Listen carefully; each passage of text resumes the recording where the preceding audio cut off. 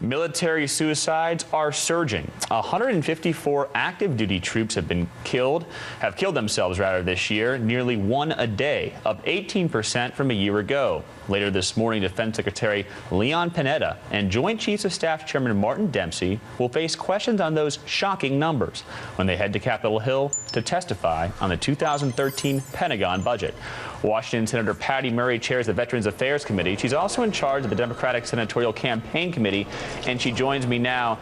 Senator Murray, thank you so much for being on the program. The first question I have to ask you, do you think that the Department of Defense, specifically Secretary Panetta, understands how serious this problem is, and has DOD put in the means to fix it?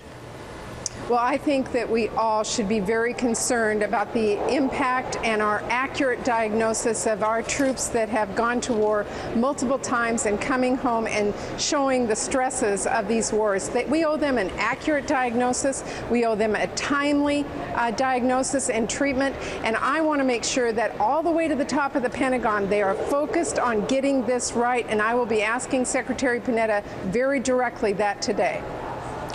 Senator, soldiers at Madigan Army Medical Center in your state have charged that they were not diagnosed with PTSD when they should have been, and the reason why was to save the Army money. An internal Army memo in February quoted a Madigan doctor saying that Army hospital folks there needed to be good stewards of taxpayer dollars, and that a PTSD diagnosis could cost $1.5 million in disability compensation over a soldier's lifetime.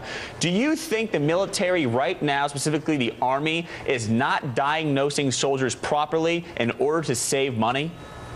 Well, we have uncovered very serious problems. We have had multiple cases of soldiers who were diagnosed with PTSD, and then as they were leaving the military, were told that they were malingerers, that they were lying, that they were costing this country money, and that is just wrong. We have to owe them an accurate diagnosis. We need to make sure they get the treatment, and the Army, to their credit, is now going back and reviewing all cases back to 2001 after we uncovered this, to make sure that we are accurately diagnosing our troops. But we have a long ways to go. This is not just a Madigan problem. This is not just an Army problem. It is a system-wide problem, and that's why it's so important that the Pentagon, from the top down, look at all of our military and make sure we're getting this done correctly.